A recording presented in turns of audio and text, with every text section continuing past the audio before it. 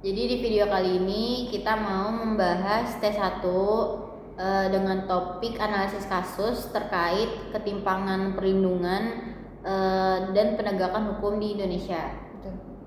Kasusnya itu akan diceritakan premisnya dan latar belakang yang akan dibahas mengenai kasus ini oleh Cici. Tapi sebelum itu kita perkenalan dulu. Kenalkan, nama saya Aisyah Sabalkis dari kelas 12A. Saya Violina Sarali dari kelas 12A. Saya Patricia Gloria Tumetan dari kelas A. Semua dari A. Oke. Jadi ceritanya itu tentang kasus ini tentang seorang pemuda namanya Aal. Dia berusia 15 tahun. Dia ini dituduh mencuri sendal. Dia dituduh mencuri sendal. Nah, sendal ini ya. Nah, sendal ini diduga milik si seorang anggota BRIMOB bernama Bribtu Rusdi. Nah, pada awalnya ketika dia dituduh ini, si Bribtu Rusdi ini melakukan penganiayaan, kekerasan terhadap Aal. Lalu orang tua Aal yang melihat hal tersebut gak senang dong. Akhirnya dilaporinlah hal tersebut ke Polda Sulawesi Tengah yang ada di Palu, tepatnya di kota Palu. Nah, ketika dilaporin itu, pihak polisi ini tahu kalau misalkan dia itu adalah Bribtu Rusdi ini adalah anggota BRIMOB. Akhirnya kasus tersebut gak bisa dimeditasi secara kekeluargaan di kantor polisi, padahal kan hal tersebut termasuk sepele, nyuri sendal gitu. Dan akhirnya kasus tersebut dibawa ke pengadilan. Tapi sebenarnya kalau kita ngelihat dari latar belakang yang ada, itu kan awalnya dari pencurian sendal yang tanpa bukti jelas ya. Tapi kenapa sistem atau hukum di Indonesia bisa seperti mengeksploitasi bukti yang ada untuk menjatuhkan hukuman kepada pihak yang sebenarnya itu nggak bersalah? Ya mungkin itu salah satu cara orang itu untuk kayak menutupi kesalahan-kesalahan yang ada, dan itu tuh patternnya selalu sama di Indonesia, selalu kayak gitu sih. Dan mungkin karena dia ini kan anggota BRIMOB ya, dimana dia punya kekuasaan gitu. Ketika dia punya kekuasaan yang namanya di Indonesia, pasti dia akan menggunakan kekuasaan itu untuk melindungi dirinya sendiri. Padahal hal tersebut benar, padahal hal tersebut tuh kayak nyuri sendal adalah hal yang sangat sepele yang sebenarnya nggak perlu dipermasalahin juga. Bahkan disebutin kalau misalkan dituduhnya itu nyuri sendal Eiger, tapi yang dituduhkan lagi tuh sendal merek Ando yang dimana itu nggak sesuai gitu loh. Intinya ada data-data yang tidak faktual ya. Nah, kalau dari gua, berdasarkan dari apa yang tadi kalian ngomongin kan terdapat ketidaksesuaian bukti atau tuduhannya. Barang bukti dan tuduhan tuh nggak sesuai gitu. Barang bukti dan tuduhan nggak sesuai kan. Nah, apakah itu termasuk ke dalam penyalahgunaan kekuasaan atau itu termasuk ke dalam suatu bentuk perlindungan untuk suatu korban yang sebenarnya itu ada kesalahan dia sendiri, tapi dengan sistem yang ada atau penyalahgunaan kekuasaan juga yang dapat bersangkutan atau berkaitan dengan kasus ini, jadi menjadikan terdapat korban baru yang sebenarnya dia tidak pernah terlibat dalam masalah ini. Kalau menurut gue pribadi ya, itu kan awalnya mencuri sendal, mungkin karena kan dia diduga nemuin sendal terus dia ambil kan, yang dimana itu tidak sengajaan. Tapi yang bikin salah itu adalah ketika si Bribtu Rusdi ini sebagai anggota BRIMOB dia malah menyalahgunakan kekuasaan dia, atau mungkin melampiaskan sesuatu hal yang harusnya nggak perlu, yaitu dengan melakukan kekerasan fisik terhadap si Aal ini. Tapi kalau misalnya menurut kalian nih dari kasus ini, apakah kasus ini hanya didasari oleh suatu rasa ketakutan yang sudah ada mendarah daging atau memang sudah menjadi habit? Seperti yang kita ketahui kan sebenarnya kan orang tuanya kan sempat melaporkan, cuma ditarik atau tidak ditindaklanjuti lagi karena dia tahu bahwa orang yang dihadapi adalah anggota BRIMOB kan. Nah, apakah hal itu dapat menjadi suatu alasan kenapa suatu ketidakadilan dalam pengadilan juga berlaku di kasus ini?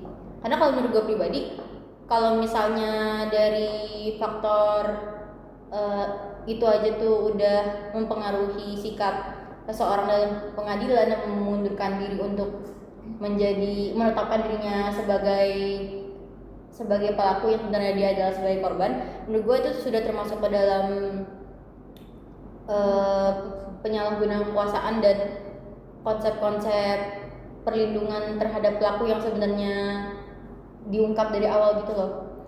Kalau menurut gue mungkin gue akan ngambil dari konsep hukum dimana equality before the law, dimana itu kan menyatakan kalau misalkan hukum itu akan sama rata dan adil bagi seluruh individu gitu, enggak Seharusnya. ya seharusnya. Cuman kan dalam realisasinya ditunjukin nih dari kasus ini yang seperti yang udah Aisyah sebutin kalau misalkan seseorang tuh bisa loh jadi dari yang awalnya jadi pelaku malah victims jadi korban, terus juga dia jadi kebal sama hukum karena dia memiliki kekuasaan, dia punya jabatan di situ. Sebenarnya menurut gue ya Syah, permasalahan-permasalahan itu udah banyak banget di Indonesia yang sebenarnya tuh kayak udah patternnya tuh sama, dimana orang-orang yang mempunyai kekuasaan itu tuh melakukan apa ya, kayak semena-mena lah terhadap kekuasaan yang dia punya. Terus buat gua hal-hal yang kayak gini tuh dengan kita membawa ke pengadilan kayak kurang tepat aja gitu loh buat dibawa ke pengadilan. Cuma perkara sendal kayak itu tuh bisa aja kan, mungkin kayak sendalnya hilang, kayak lu juga punya jabatan yang harusnya lu bisa beli sendal, kalau misalkan sendal lu tuh hilang. Jadi kayak menurut gue ini tuh adalah salah satu apa ya, kayak dia tuh cuma caper, ngerti gak sih? Mungkin juga yang bikin keluarganya ini ngelaporin karena kan keluarganya merasa si Al ini kan korban ya, karena kan dia dipukulin nih, jadi that's why kenapa bisa dibawa ke ranah kepolisian. Tapi yang sebenarnya tuh harusnya ketika dibawa ke ranah kepolisian dan pengadilan, yang diungkit itu bukan tentang pencurian sendal lagi, tapi tentang penganiayaan antara si Pak Rusdi ini ke si Al ini. Cuman ya tetap disangkut pautin adalah ya tetap pencurian sendal ini. Dan gua sebenarnya ya, kalau misalnya kita dilihat lagi dalam apa ya, kita logikanya aja deh ya, kalau misalkan emang dampaknya positif dengan cara dilaporkan dan hasilnya akan menghasilkan yang baik, kayak oh emang misalkan pada kenyataannya dia nyuri gitu, terus kayak ya udah tindak lanjutinya dengan cara ya udah langsung selesai, minta maaf, habis itu ganti, tanpa ada kayak penganiayaan lah atau mungkin fakta-fakta hasil apa namanya diubah-ubah, kayak itu tuh jadi kayak ada mekanisme hukum yang lama gitu loh, terus nggak ada transparansi buat di masyarakat itu sendiri, karena ini kan juga udah menyebar kan kemana-mana. Mungkin karena Bapak Bribtu Rusdi ini merasa dia kan anggota Brimob, dia punya kekuasaan, dimana ketika di Indonesia lu punya kekuasaan, punya jabatan, lu bisa bersikap seenak-enaknya gitu di pemerintahan yang kayak sekarang. Balik lagi nih ke konsep equality before the law yang gue bilang, kayak udah ada nih di pasal 27 ayat 1, kalau misalkan hukum itu harus adil secara rata bagi semua orang, gak boleh ada ketimpangan, gak boleh ada spesialisasi bagi individu manapun, mau yang mau yang punya jabatan, mau yang gak punya jabatan, pokoknya nggak ada lah orang yang bisa kebal akan hukum ketika dia ngelakuin kesalahan, mau kesalahan kecil, kesalahan besar, intinya harus ditindaklanjuti sesuai dengan undang-undang yang berada gitu. Kalau menurut Aisyah sendiri gimana? Kalau menurut gue balik lagi ke dalam konsep materi dari pendalaman studi kasus kita ya, kan konsep kita itu mengenai ketimpangan perlindungan yang terjadi di Indonesia dan terutama dalam penegakan hukumnya, yang dimana tadi kasus ini tuh sampai dibawa ke dalam pengadilan, yang sebenarnya tadi kayak Petri sampaikan kalau sebenarnya ini adalah suatu permasalahan yang bisa diselesaikan dengan cara kekeluargaan, yang dimana sebenarnya ini bukan suatu hal yang harus dibesar-besarkan walaupun mencakup penganiayaan juga ya, karena itu juga termasuk suatu kekerasan yang fisik yang nggak boleh lah, tidak dapat dinormalisasikan, walaupun dia orang yang memegang jabatan atau orang-orang berpengaruh di sekitar masyarakat, tapi bukan berarti itu suatu hal yang bisa dapat dilakukan normalisasikan kepada masyarakat sipil gitu loh. Intinya nggak bisa dibenarkan lah. Betul. Tapi kalau misalnya kita tarik lagi ke belakang mengenai perlindungan dan penegakan hukum di Indonesia, menurut kalian seberapa penting sih perlindungan dan penegakan hukum di Indonesia? Kalau menurut gue pribadi terkait kasus yang terjadi tadi ya, sebenarnya perlindungan konsep di sini kan mengenai suatu perlindungan yang dilakukan terhadap satu pihak tertentu kan, yang sebenarnya dari perlindungan yang dilakukan ini dapat memberatkan pihak yang kedua.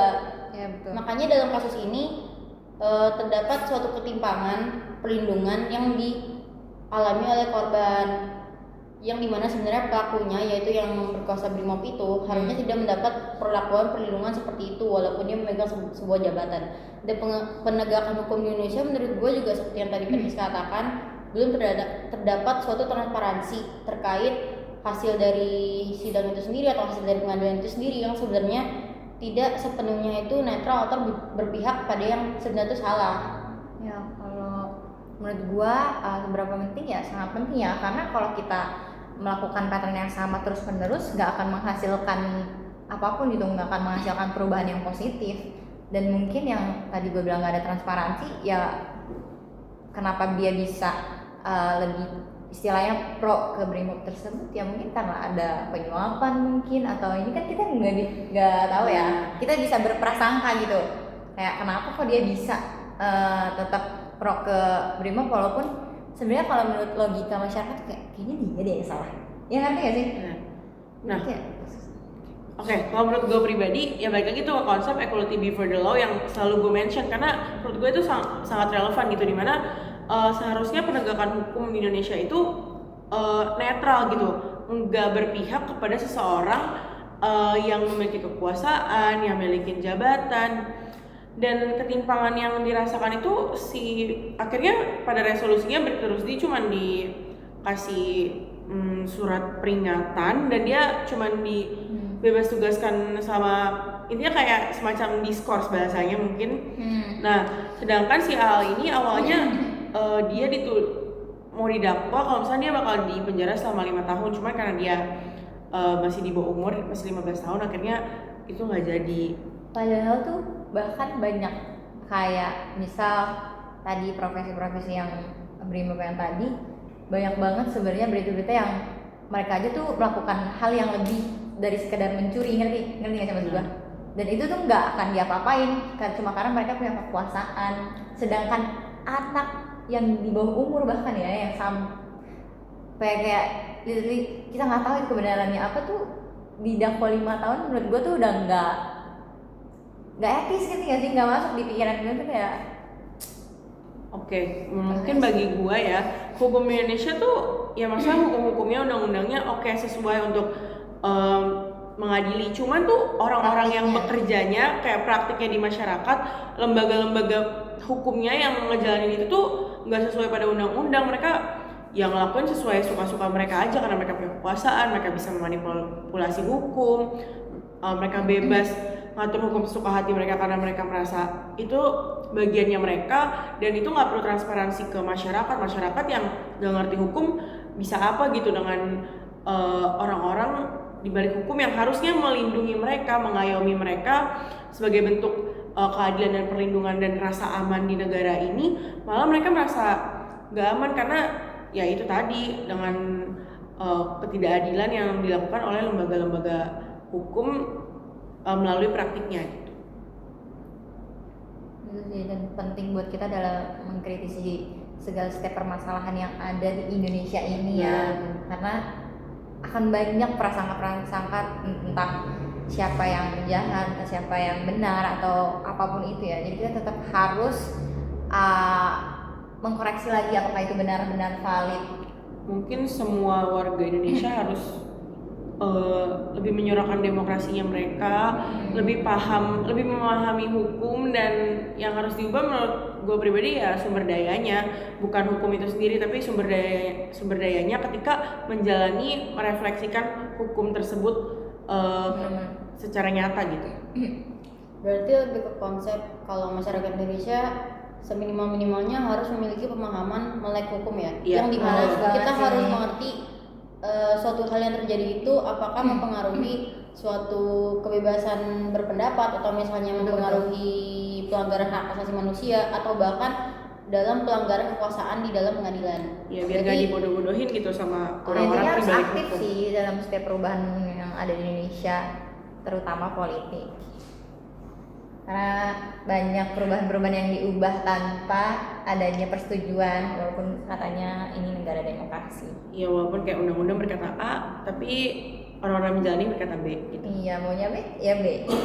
Walaupun katanya peraturan yang ada dari rakyat untuk rakyat ya. Iya, itu bam, dia. izin, bam. Oke. Ya jadi gitu aja sih menurut kayak kita bertiga terkait ketimpangan perlindungan hukum. Oke. Sekian penjelasan analisis kasus dari materi perlindungan dan penegakan hukum yang ada di Indonesia. Saya Asya Sinta Balkis dari kelas 12A. Saya Felina Sarli dari kelas 12A. Saya Fadil Syaglo dan teman-teman pamit undur diri. Asik. Terima kasih Kak Alek.